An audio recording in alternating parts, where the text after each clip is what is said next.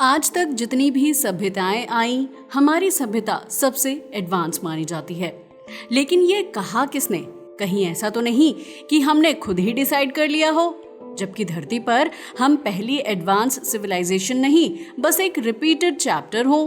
अगर ऐसा है तो हम उस एडवांस सभ्यता को आज तक ढूंढ क्यों नहीं पाए? सवाल तो ये भी उठता है कि अगर हमारी पूरी सभ्यता किसी दिन खत्म हो जाए तो क्या करोड़ों साल बाद आने वाली अगली सभ्यता ये जान पाएगी कि कभी हमारी भी कोई एडवांस सिविलाइजेशन थी? हमने जो रॉकेट बनाए, इंटरनेट चलाया, क्या इनका कोई निशान नहीं बचेगा? इसी सवाल का जवाब खोजने के लिए 2018 में आई एक थ्योरी जिसे कहा जाता है साइल्यूरियन हाइपोथेसिस। क्या है ये हाइपोथेसिस, और अगर भविष्य में हमारी टेक्नोलॉजी, हमारे शहर, हमारी पहचान सब मिट जाए तो क्या हमें भी बस एक भूली हुई कहानी की तरह भुला दिया जाएगा, या फिर कोई हमारी परतों में दबे राज को खोज लेगा? आखिर क्या होगा हमारी सभ्यता का? चलिए डिटेल्स में जानते हैं। आज तक जितने भी एक्सोप्लैनेट्स को हमने देखा है, उनकी रिसर्च से पता चला है कि हम धरती की प्रोबेबली सबसे इंटेलिजेंट या फिर ओनली इंटेलिजेंट लाइफ हैं। सवाल तो ये भी है कि हमारे पास में भी उतने ही इंटेलिजेंट लोग पहले रह चुके हैं। इसी विचार को कहा जाता है साइल्यूरियन हाइपोथेसिस। अगर इस हाइपोथेसिस की बात की जाए तो इसे 2018 में गेविन स्किमिडिट और एडम फ्रैंक ने प्रपोज किया था। अपनी एडवांस सिविलाइजेशन की खोज में हम इतने इग्नोरेंट और सेल्फ ऑब्सेस्ड हो गए हैं कि हमने अपने आप में ही मान लिया है कि जो भी सभ्यताएं पहले थीं वो हमारी वर्तमान सभ्यता से ज़्यादा एडवांस नहीं हो सकती, जबकि किसी ने इस बात पर गंभीरता से सोचने की कोशिश भी नहीं की कि पुरानी सभ्यताएं कितनी एडवांस हो सकती थी। हालांकि हमें उसके कोई एविडेंस नहीं मिले, मगर एडवांस सिविलाइजेशन के फॉसिल रिकॉर्ड्स शायद अननोटिसेबल भी हो सकते हैं। क्योंकि आप सोच कर देखिए, अगर कल को हमारी सभ्यता का विनाश हो जाए तो आपको क्या लगता है कि इसके 100 या 200 मिलियन साल बाद क्या अगली सिविलाइजेशन हमारे बारे में जान सकेगी? आखिर इसके कितने चांस हैं कि उन्हें हमारे बारे में पता चलेगा? और क्या अगली जनरेशन कभी मान पाएगी कि उनसे पहले भी एक एडवांस सिविलाइजेशन हुआ करती थी? क्योंकि ऑब्वियसली इतने बड़े मैनमेड स्ट्रक्चर्स, स्पेस टेक्नोलॉजी, ये सब कुछ तो तबाह हो जाएगा। तो फिर उन्हें पता कैसे चलेगा कि वर्तमान सभ्यता कितनी एडवांस थी? हमें पता है, अब आपके जहन में ख्याल आ रहा होगा कि इंसानियत ने इतने बड़े बड़े मेगा स्ट्रक्चर, कॉम्प्लेक्स मशीनें और नॉन बायोडिग्रेडेबल प्लास्टिक से दुनिया पर अपनी छाप छोड़ी है। आखिर किसी न किसी को तो फॉसिल के रूप में हमारी एग्जिस्टेंस और एडवांसमेंट के सबूत मिल ही जाएंगे। आपका सोचना बिल्कुल सही है, लेकिन वो कहते हैं ना, हर सिक्के के दो पहलू होते हैं। अगर इसे दूसरे पर्सपेक्टिव से सोचा जाए तो आज से 100 मिलियन साल बाद फ्यूचर आर्कियोलॉजिस्ट को हमारे फॉसिल्स मिल पाने की संभावना बहुत ही कम है। क्योंकि भले ही हमारी पॉपुलेशन 8 बिलियन के करीब है, फिर भी हम धरती के केवल 14.6% लैंड पर ही इंफ्रास्ट्रक्चर या एग्रीकल्चर करते हैं। साथ ही इंसानों के ऑर्गेनिक मैटर जैसे कि दांत और हड्डियां इतनी टिकाऊ नहीं होती कि वो 100 से 200 मिलियन साल तक डिग्रेडेशन से बच पाएं।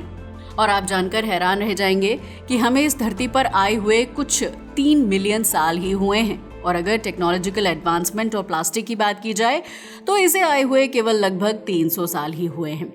तो अगर इन सारी चीज़ों को ध्यान में रखा जाए और हमारी सिविलाइजेशन का विनाश हो जाए और उसके बाद कोई नई सभ्यता आए, तो 100 या 200 मिलियन साल बाद धरती की एडजस्टेड लेयर्स में हमारे डायरेक्ट एग्जिस्टेंस का कोई ऐसा डायरेक्ट एविडेंस नहीं होगा जो उन्हें बता सके कि हमारी सभ्यता कितनी एडवांस थी। यानी अगर फॉसिल रिकॉर्ड्स के बेसिस पर ही देखा गया तो 200 मिलियन साल बाद किसी को पता भी नहीं चलेगा कि कभी हम भी इस धरती पर थे। हमारी सभ्यता की उन्नति की कहानी को तो भूल ही जाइए। इसलिए कुछ ऐसा होना चाहिए जो हमारे अस्तित्व को फ्यूचर आर्कियोलॉजिस्ट्स के सामने प्रूव कर सके। अब सवाल है कैसे? इसके लिए एक इनडायरेक्ट मेथड है, और वो है कार्बन। असल में ये बात है लगभग 18वीं सदी की। 18th सदी से ही ह्यूमन एक्टिविटी ने बहुत सारी कार्बन को हवा और पानी में मिला दिया है, और यही कार्बन फ्यूचर जनरेशन के लिए एक इम्पॉर्टेंट क्लू बन सकता है। भले ही हमारी धरती अपने पूरे लाइफ स्पैन में कई बार वॉल्केनिक इरप्शन जैसी नेचुरल वजहों से ग्लोबल वार्मिंग एक्सपीरियंस कर चुकी है, लेकिन हम ये जानते हैं कि वॉल्केनिक इरप्शन से जो CO2 निकलती है उसमें कार्बन का हेवियर आइसोटोप यानी C13 ज्यादा होता है, जबकि फॉसिल फ्यूल जलाकर जो CO2 निकलती है उसमें लाइटर आइसोटोप यानी C12 ज्यादा होता है। क्योंकि लिविंग ऑर्गेनिजम्स को कार्बन का ये लाइटर आइसोटोप यानी C12 ऑब्जर्व करना ज्यादा आसान होता है, इसीलिए उनसे बनने वाले फॉसिल फ्यूल्स में मेजरली C12 ही पाया जाता है। लेकिन अब सवाल उठता है, क्या फ्यूचर जनरेशन केवल इतने से डेटा के आधार पर हमें एक एडवांस सिविलाइजेशन के रूप में साबित कर पाएगी? अगर साइंटिफिक स्टडीज की बात की जाए तो there is no such thing as too much data, क्योंकि हर एक एक्स्ट्रा पीस ऑफ इंफॉर्मेशन किसी हाइपोथेसिस को थ्योरी में बदलने और थ्योरी को एक मॉडल में कन्वर्ट करने में हेल्प करती है। हमारे केस में अगर देखा जाए तो अनयूजुअल सेडिमेंटोलॉजिकल रिकॉर्ड्स एक बड़ा क्लू बन सकते हैं, क्योंकि हर एडवांस सिविलाइजेशन अपनी अनगिनत सेडिमेंटल लेयर्स में एक अनयूजुअल या यूनिक छाप छोड़ जाती है और फ्यूचर जनरेशंस को बस उन्हीं पर फोकस करना होगा। एग्जाम्पल के लिए आर्टिफिशियल फर्टिलाइजर्स को ही देख लीजिए, इनमें नाइट्रोजन की भारी मात्रा होती है। जब रेनफॉल होता है तो ये एक्सेस नाइट्रोजन कोस्टल वाटर में डिसॉल्व होने लगता है, जिससे वहां की माइक्रोबियल एक्टिविटी बढ़ जाती है।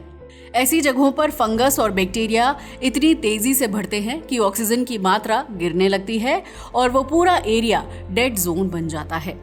इस कंडीशन को हाइपोक्सिया या एनोक्सिया कहा जाता है। हाइपोक्सिया मतलब कम ऑक्सीजन और एनोक्सिया मतलब ऑक्सीजन नहीं।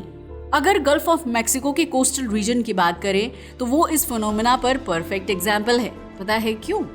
ऐसा इसलिए क्योंकि आज ये एक डेड जोन बन चुका है और इसके पीछे मेजरली ह्यूमन एक्टिविटीज ही रिस्पॉन्सिबल हैं। हालांकि ये डेड जोन अभी हमारे लिए यूजलेस है, क्योंकि फ्यूचर में ये हमारी हिस्ट्री को जिंदा कर सकता है।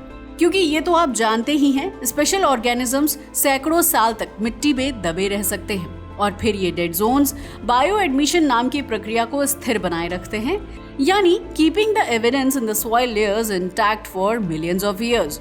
इसके अलावा कुछ ऐसी चीजें जो नेचुरली नहीं बनती, जैसे कि क्लोरोफ्लोरोकार्बन्स यानी CFCs, C2FX और SF6, या फिर रियल मेटल्स जैसे गोल्ड, निकल, प्लेटिनम और रेडियोएक्टिव ट्रांसयूरेनिक एलिमेंट्स जैसे प्लूटोनियम 244 और क्यूरियम 247। ये सभी चीजें या तो आर्टिफिशियल होती हैं या फिर जमीन के नीचे से निकाली जाती हैं। यानी अगर किसी एक ही सेडिमेंट्री लेयर में ये सब ज्यादा मात्रा में मिलती हैं तो ये स्पष्ट रूप से एक संकेत होगा कि उस दौर में कोई एडवांस सिविलाइजेशन थी। यानी कि हमारी फ्यूचर जनरेशन को अगर हमारी एडवांसमेंट को प्रूव करना है तो 4 चीजों पर फोकस करना होगा। नंबर 1, C12 के मुकाबले C13 आइसोटोप का ड्रॉप होना। नंबर 2, ओशनिक कैल्शियम कार्बोनेट में O16 की जगह पर O18 का होना। ऐसा इसलिए क्योंकि ये सीधा सीधा ग्लोबल वार्मिंग का संकेत होता है। नंबर 3, वाटर बॉडीज में ऑक्सीजन की कमी, जिससे एनोक्सिया जैसी स्थिति पैदा होती है। और नंबर 4, सिंथेटिक एलिमेंट्स और कंपाउंड्स का प्रेजेंस हमारी मिट्टी में ज्यादा मात्रा में पाया जाना। और यही है साइलूरियन हाइपोथेसिस की कहानी। अगर साइलूरियन हाइपोथेसिस को प्रपोज करने वाले एडम फ्रैंक की बात की जाए तो उन्होंने खुद अटलांटिक, आर्कटिक और एंटार्क्टिक इलाकों के अपने आर्टिकल में ये क्लियर किया था कि ये हाइपोथेसिस ऐसी है जिसे वो खुद भी पूरी तरह सच मानने का दावा नहीं करते। एक्चुअली ये एक सोचने का अच्छा और इंटरेस्टिंग तरीका है और इस पर जांच पड़ताल होनी चाहिए। मगर हैरानी की बात यह है कि ऐसी बहुत सी चीजें हमारे पास भी हो चुकी हैं, जैसे कि पहली मशीन थर्मल मैक्सिमा यानी पेलियोसीन इयोसीन थर्मल मैक्सिमम, यानी कि आज से लगभग 56 मिलियन साल पहले जब धरती एक बड़े ट्रांजिशन से गुजर रही थी, तब ग्लोबल टेम्परेचर काफी हद तक बढ़ गया था और ये सब कुछ केवल 5000 साल के भीतर हुआ था। कंसंट्रेटेड इग्नियस प्रोविंसेस में वॉल्केनिक इरप्शन हुए थे और उनकी वजह से फॉसिल फ्यूल बर्न हुआ, जिससे फॉसिल कार्बनिक C12 एटमॉस्फेयर में काफी मात्रा में बढ़ गया था। लेकिन उसके बाद कई ऐसी चीजें नोट की गईं, जैसे सेडिमेंट्री लेयर्स में कुछ मेटल्स का कंसंट्रेशन नॉर्मल से भी कहीं ज्यादा पाया गया।